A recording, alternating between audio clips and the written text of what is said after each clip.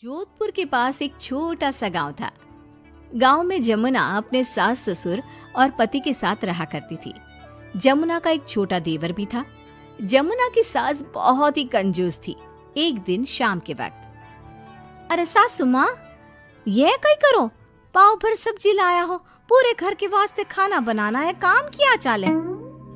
जमुना की सास कहती है, अरे बिंदड़ी, घनी महंगाई हो रखी है, जितनी सब्जी रखी है उसमें ही काम चला ले।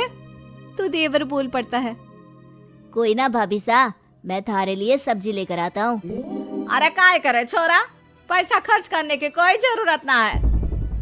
इसी तरह से जमुना की सास हर बात में कंजूसी किया करती थी। एक दिन जमुना ने देखा कि उसकी सास की चप्पलें काफी घिस चुकी हैं और ये देखकर जमुना ने उन चप्पलों को घर के बाहर फेंक दिया। अरे बिंदड़ी, मारी चप्पल ना मिल रही, थारे को पता है कि कठे है। सासू माँ, वो चप्पल तो मन ने घर से बाहर फेंक दी, बहुत घिस गई थी ना। अरे थारी भली होवे, मारी चप्पल क्यों फेंक दी, मैं अभी उठा कर लाती। अरे माँ, क्यों जिद करे है, मैं थारे को नई चप्पल दिला कर लाऊंगा। अरे रहने दे, तू भी बिंदड़ी की जबान बोलने लगा है। नहीं चाहिए चप्पल मने, मारी पुरानी चप्पल घनी पसंद है। अरे माँ, भाई ठीक तो कह रहा है, छोड़ ना पुरानी चप्पलों का चक्कर, चल मैं थारे को नई चप्पल दिला के लाता हूँ। लेकिन जमुना की सास किसी की बात नहीं सुनती और घर के बाहर से किसी तरह चप्पलों को उठाकर वापस ले आती है और फिर से उन्हीं को पहनने लगती है।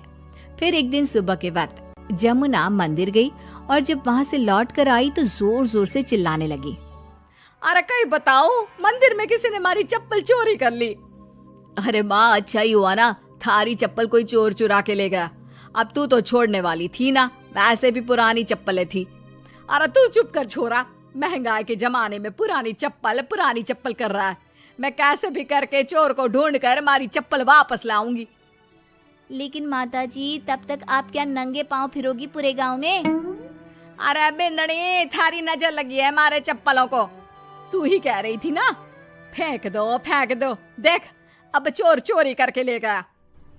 उस दिन के बाद जमुना की सास नंगे पांव ही गांव में घूम घूम कर अपनी चप्पलें ढूंढने लगी और कुछ ही दिनों के बाद जमुना की सास को अपनी टूटी चप्पल एक गरीब औरत के पैरों में नजर आई।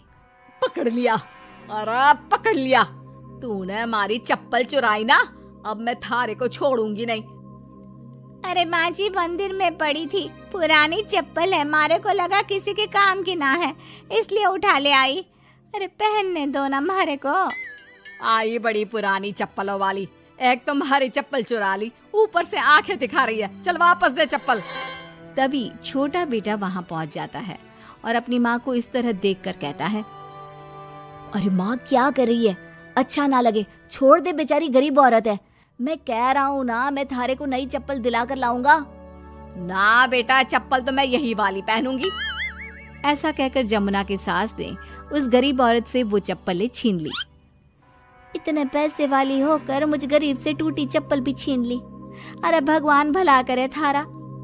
जमुना की सास की जिद के आगे किसी की एक ना चली और उसने फिर से वही पुरानी चप्पल पहनना शुरू कर दिया।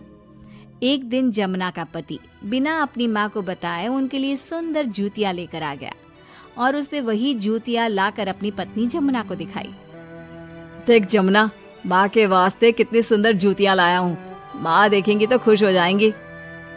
आप तो जूतियां ले आए हो, लेकिन सासू माँ ये जूतियां पहनेंगी ना, वो तो अपनी पुरानी चप्पल ही पहनने वाली है। अरे जमुना, एक बार चलकर माँ को देते हैं ना ये जूतियां, क्या पता पहनने को राजी हो जावे। माँ देख तो, थारे वास्ते मैं कितनी सुंदर जोधपुरी जूतियां ले आया हूँ। अरे ये क्या करे छोरा, इतना पैसा खर्च करने की क्या जरूरत है, मारे को ना चाहिए इतनी महंगी जूतियां, तू वापस देकर आ जा। जमुना और उसके पति के बार बार कहने पर भी जमुना की सास नई जूतियां नहीं पहनती। जमुना नई जूतियों को उठाकर अलमारी के अंदर रख देती है क्योंकि दुकान वाला भी अब उनको वापस लेने को तैयार नहीं था। कुछ दिनों के बाद एक दिन सुबह के वक्त अचानक से जमुना की सास की जोर जोर से चिल्लाने की आवाज आती है।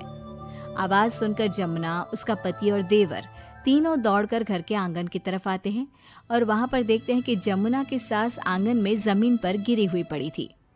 अरे माँ, ये क्या हो गया? अरे मैं तो आंगन में गिर गई। अरे सासू माँ, आप गिर गई कैसे? चोट तो ना लगी ना थाने? अरे बिंदड़ी कहीं बताओ, पैर में बहुत जोर का दर्द हो रहा है।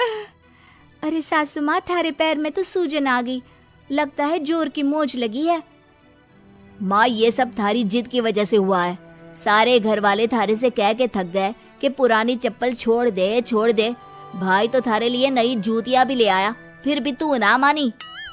हाँ देवर जी, आप ठीक कह रहे हो सकता है अब सासू माँ को हमारी बात समझ में आ जावे। अरे आ गई, बात समझ में आ गई, अच्छी तरह आ गई। पैर में बड़े जोर का दर्द हो रहा है। अब मारे को सारी बात समझ में आ गई। ला बेटा, जल्दी से नई वाली जूतियां ले आ। आज से ना मैं वही पहनने वाली हूँ।